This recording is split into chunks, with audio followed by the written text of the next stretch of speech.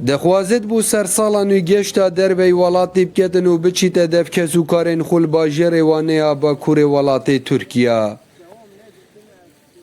او جان ابراهیم گنجه که دوه که او فرمانبره لی جبر وی کریزاد درایو نبونا موچیان نشی آماده کاریان بو سر سالا نو بکتن کوهیوی آوی او بو الدف کسو کارین خول ولاتی ترکیه سالا نو پیروز بکتن. باور بکت زفرید بو یعنی ندانا موچیت وقت خودا هکه مگل حس هبون ام سردانی بکن بو ترکیه خاصتا بوانی خدمت ملوانی بون ام دا سرادین بس موچه هکود بیجن پاش اخستن و قیران دارای سال بو سال یعنی سر وی ملتی تند بیتن. نویسینگه که گشتیاریه کویا والای جروینگو گشتیاران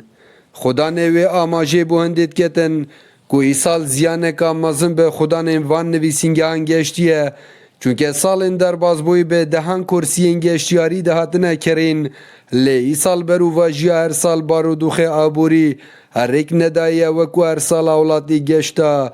در وی والاتی بکن.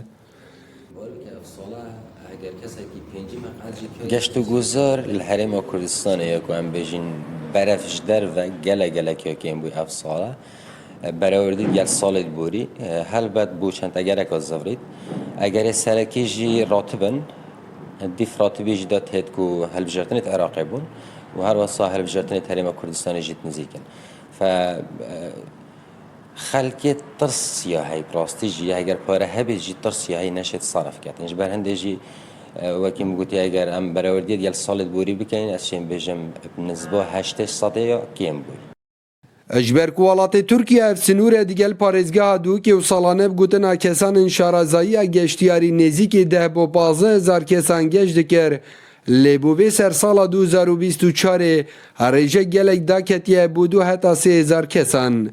هفدم گران بونا ویزه آوی والاتی و بیهوی بونا والاتیان جورگرتن موچه هریجه گشتیاری پارزگاه دو که بو ترکیه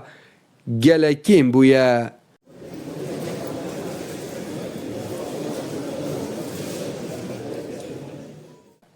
نجار نیروی شار پرس دهور